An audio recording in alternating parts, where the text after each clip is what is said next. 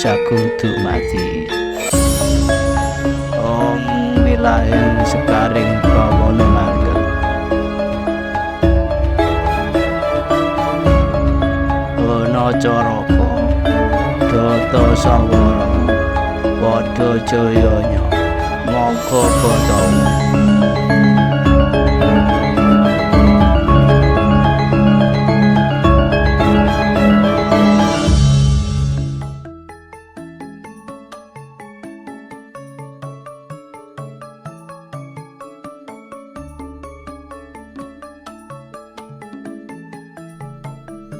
Assalamualaikum warahmatullahi wabarakatuh. Bismillahirrahmanirrahim. Rahayu, rahayu, rahayu sagung dumadi Om wilayah sekaring bawana langgeng sekar mayang. Salam sejahtera dan bahagia untuk kita semua. Semoga kita semua senantiasa diberikan kesehatan dan dimakmurkan rezekinya, amin. Sastra Jendra Ayuningrat Pangruwating Diyu adalah ilmu rahasia dunia yang berasal dari Allah Subhanahu wa Ta'ala, Ya Sang Yang Jagat Pratingkah, untuk menyelamatkan barang sekalir atau segala sesuatu. Maka tiada pengetahuan atau hakikat lain lagi yang dapat digapai manusia yang lebih dalam dan lebih luas melebihi Sastra Jendra Ayuningrat Pangruwating Diyu. Karena ini merupakan sastra adiluhung atau ilmu luhur yang merupakan ujung akhir dari segala pengetahuan atau kawruh kesampurnaan ilmu tasawuf Jawa sampai saat ini. Ilmu yang dijabarkan adalah wejangan berupa mantra sakti untuk keselamatan dari keangkara murkaan dan kejahatan di dunia. Wejangan atau mantra tersebut mengandung isi yang mistis, angker, dan gaib. Jika salah dalam menggunakan mantra ini bisa mendapatkan malapetaka yang besar. Karena merupakan muara akhir dari segala pengetahuan ilmu yang luhung untuk mendekatkan diri kepada Allah Subhanahu wa Ta'ala dan sudah tercakup dalam kitab suci, maka raksasa atau diyu dan binatang sekalipun yang tahu arti Sastra Jendra Ayuningrat Pangruwating Diyu, matinya akan sempurna. Nyawanya akan berkumpul kembali dengan manusia yang linuwe atau mumpuni. Sedangkan jika manusia, maka nyawanya akan berkumpul dengan para dewa atau bersama malaikat Allah. Dalam cerita sesepuh yang telah ikut dalam paguyuban Sastra Jendra Ayuningrat, kesaktian Patih Gajah Mada juga bersumber dari ilmu mantra sakti Sastra Jendra Ayuningrat. Karena itulah kemakmuran, kebesaran, dan kemasyhuran kerajaan Majapahit yang wilayahnya mencapai benua Asia. Sastra Jendra Ayuningrat Pangruwating Diyu adalah ajaran kebijaksanaan dan kebajikan yang harus dimiliki manusia untuk menolak keburukan dan keangkara murkaan sehingga mendapat kesempurnaan hidup atau sampurnane urip dan mencapai sifat manunggaling kawula Gusti. Sahabat yang berbahagia, yuk kita ikuti penjelasan wejangan mantra sakti Sastra Jendra Ayuningrat Pangruwating Diyu, yaitu jroning peteng kang ana mulali, jroning lali gampang nindakake kridaning priya wanita. Di dalam kegelapan yang ada hanya lupa, di dalam keadaan lupa, maka akan mudah melakukan tindakan pria dan wanita. Wejangan atau mantra sakti Sastra Jendra Ayuningrat Pangruwating Diyu mengandung isi yang rumit, mistis, angker, dan gaib. Jika salah dalam menggunakan mantra ini bisa mendapatkan malapetaka yang besar, seperti yang dialami oleh Resi atau Begawan Wisrawa melanggar mantra sakti Sastra Jendra Ayuningrat Pangruwating Diyu, mengalami malapetaka sampai ke anak turunnya, seperti diceritakan dalam pewayangan dalam Kinarto Sabdo, cinta kasih antara Begawan Wisrawa dengan Dewi Sukesi. Begawan Wisrawa mempunyai seorang anak bernama Prabu Donorejo, seorang raja kerajaan Lokapala yang ingin mengawini seorang putri bernama Dewi Sukesi dari kerajaan Alengka, yang syaratnya sangat berat, yaitu 1. Mengalahkan paman Dewi Sukesi yang bernama Jambu Mangkli, seorang raksasa yang sangat sakti. 2. Bisa menjabarkan ilmu sastra Cendrawasih Ningrat Pangruwating Diyu. Prabu Donorejo tidak dapat melaksanakan syarat tersebut, maka minta bantuan ayahandanya, Begawan Resi Wisrawa. Begawan Wisrawa dapat memenuhi 2 syarat tersebut, maka Dewi Sukesi dapat diboyong Begawan Wisrawa ke Lokapala untuk diserahkan kepada anaknya Prabu Donorejo. Selama perjalanan membawa pulang Dewi Sukesi tidak mau dinikahi Prabu Donorejo karena yang dapat memenuhi syarat adalah Begawan Wisrawa. Maka Dewi Sukesi hanya mau menikah dengan Begawan Wisrawa.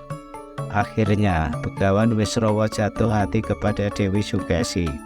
Demikian juga Dewi Sukesi hatinya terpikat kepada Begawan Wisrawa. Jroning peteng kang ana mung lali, jroning lali gampang nindakake kridaning priya wanita.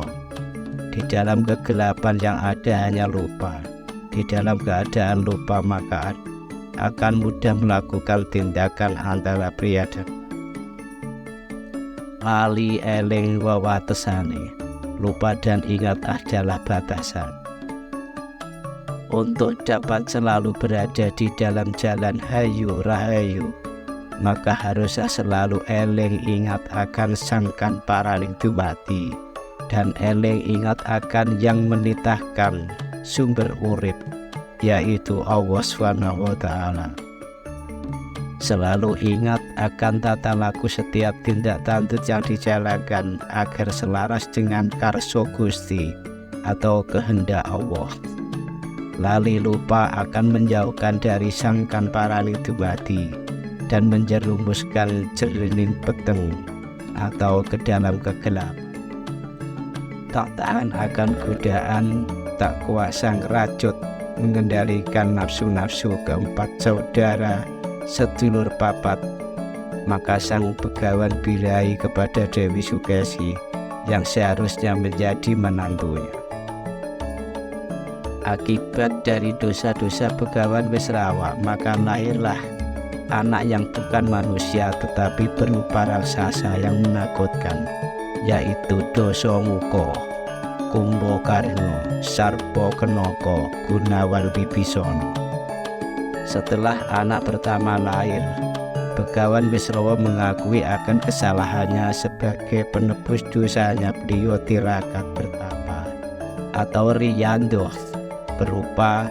berupaya membiasakan diri agar tidak melakukan hal-hal yang dapat mengotori jiwanya dengan tidak henti-hentinya siang dan malam. Berkat gentur, tekun dan sepenuh hati dalam bertapanya, akhirnya Begawan Wisrawa punya anak-anak yang semakin sempurna.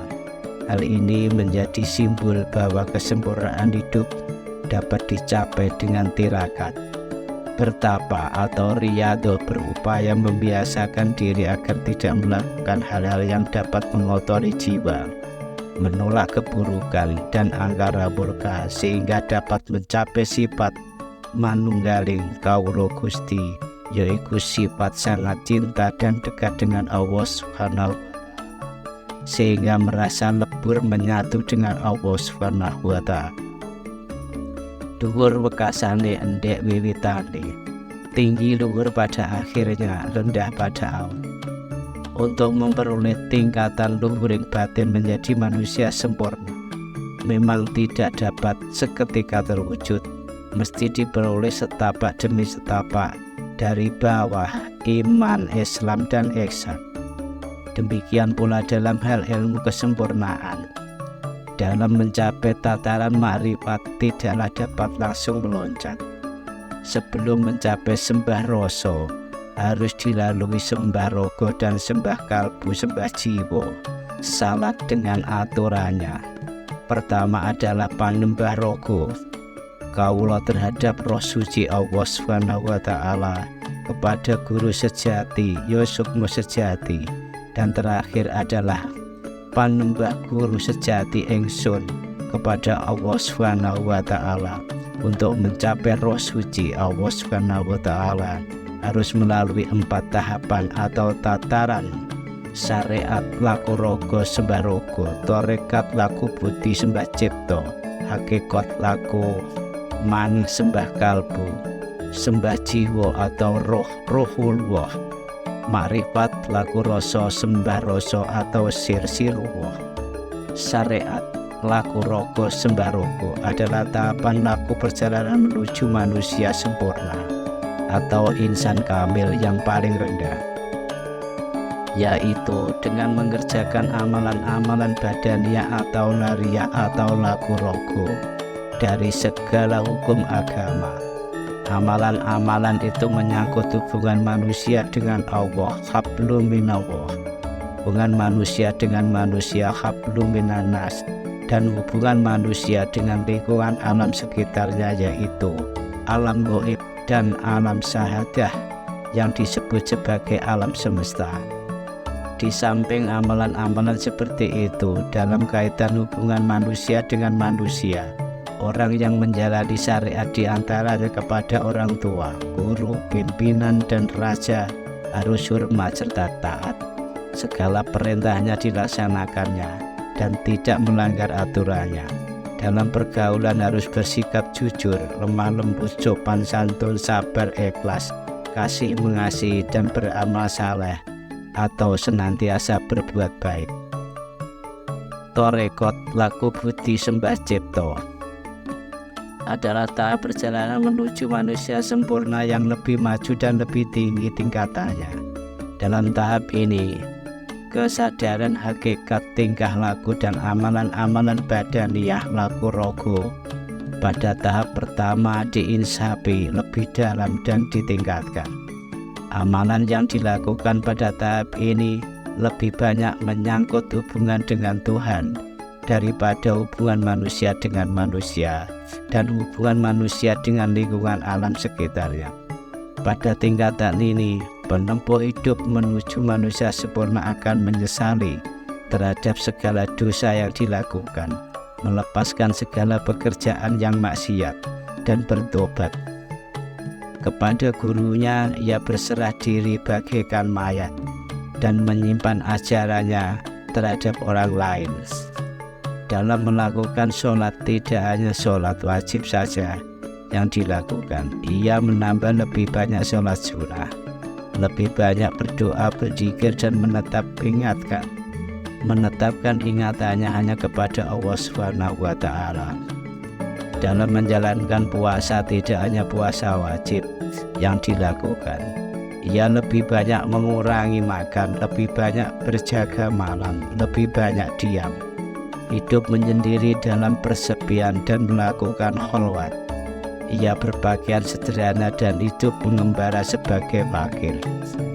Hakikat laku manah sembah jiwa sembah kalbu adalah tahapan perjalanan yang sempurna.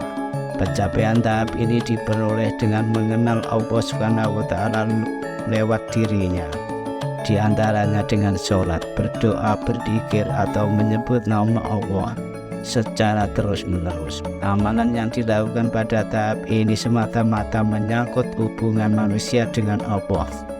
Hidupnya yang lahir ditinggalkan dan melaksanakan hidupnya yang batin. Dengan cara demikian, maka tirai atau sekat yang merintangi hamba dengan Allah akan tersingkap atau terbuka. Tirai atau sekat yang memisahkan hamba dengan Allah adalah hawa nafsu kebendaan. Setelah tirai atau sekat tersingkap, hamba akan merasakan diri hamba dan alam itu tidak ada. Yang ada hanyalah yang ada, yang awal tidak ada permulaan, dan yang akhir tidak ada berkesudahan. Dalam keadaan demikian, hamba menjadi betul-betul dekat dengan Allah.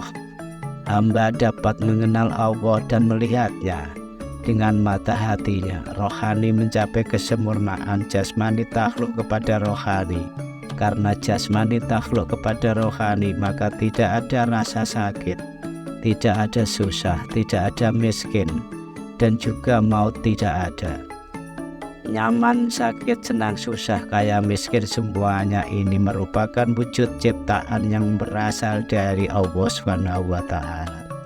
Segala sesuatu milik Allah dan akan kembali kepadanya. Manusia hanya mendaku atau mengakui saja. Maut merupakan perpindahan rohani dari sangkar kecil kepada kebebasan yang luas, mencari Allah kekasih. Mati atau maut adalah alamat cinta yang sejati. Tahap ini biasanya disebut keadaan mati dalam hidup dan hidup dalam kematian. Saat tercapainya tingkat hakikat terjadi dalam suasana yang terang benderang, gemerlapan, terlihat cahaya pancamaya, 4 warna cahaya dan sinar tunggal berwarna 8 dalam rasa lupa-lupa ingat antara sadar dan tidak sadar. Dalam keadaan seperti ini muncul nur sejati, yaitu nur ilahi. Makrifat laku rasa sembah rasa adalah perjalanan menuju manusia sempurna yang paling tinggi. Secara harfiah, makrifat berarti pengetahuan atau mengetahui sesuatu dengan yakin-yakinnya. Dalam tasawuf, makrifat berarti mengenal langsung atau mengetahui langsung tentang Allah dengan sebenar-benarnya atas wahyu atau petunjuknya meliputi zat dan sifatnya. Pencapaian tataran ini diperoleh lewat tataran torekot, yaitu ditandai dengan mulai tersingkapnya tirai yang menutupi hati yang merintangi manusia dengan Allah. Setelah tirai tersingkap, maka manusia akan merasakan bahwa diri manusia dan alam tidak ada. Yang ada hanya yang ada. Dalam hal seperti zat Allah telah masuk menjadi satu pada manusia. Manusia telah merealisasikan kesatuannya dengan yang ilahi. Keadaan ini tidak dapat diterangkan tan kena kinoyo ngopo. Yang dirasakan hanyalah indah. Manunggaling kawula Gusti, panguring kawula Gusti, jumbuhing kawula Gusti, curiga manjing barongko, barongko manjing curiga. Pada titik ini manusia tidak akan diombang-ambingkan oleh suka dan duka dunia. Ia akan berseri bagaikan bulan sempur, bulan purnama menyinari bumi, membuat dunia menjadi indah. Di dunia ini menjadi wakil Allah, wakil Gusti Kalifatullah, menjalankan kewajiban-kewajibannya dan memberikan inspirasi kepada manusia yang lain. Ia mampu mendengar, merasa dan melihat apa yang tidak dapat dikerjakan oleh manusia yang masih diselubungi oleh kebendaan, syahwat dan segala kesibukan dunia yang fana ini. Cerita pewayangan ini adalah merupakan sanepo atau makna simbol tauladan yang menggambarkan sifat-sifat dan tata laku manusia untuk menuju kesempurnaan hidup. Dosa muka, wujud raksasa yang mempunyai perangai jahat, bengis, angkara murka sebagai simbol dari nafsu amarah. Kumbakarna wujud raksasa yang mempunyai karakter raksasa, yakni bodoh tetapi setia, namun memiliki sifat pemarah. Karakter kesetiaannya membawanya pada watak kesatria yang tidak setuju dengan sifat kakaknya Dasamuka. Kumbakarna menjadi lambang dari nafsu lawamah. Sarpa Kenaka wujud raksasa setengah manusia, memiliki karakter suka pada segala sesuatu yang enak-enak, rasa benar yang sangat besar, tetapi ia sakti dan suka bertapa. Ia menjadi simbol nafsu supiah. Gunawan Wibisana wujud manusia seutuhnya, sebagai anak bungsu yang mempunyai sifat yang sangat berbeda dengan semua kakaknya.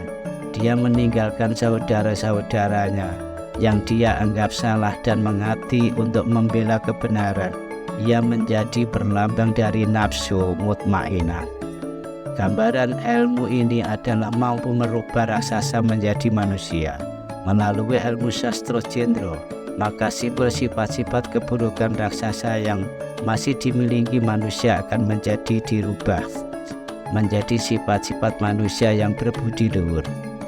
Karena melalui sifat manusia ini kesempurnaan akal budi dan daya kerohanian makhluk ciptaan Allah SWT diwujudkan. Dalam kitab suci disebutkan bahwa manusia adalah ciptaan yang paling sempurna.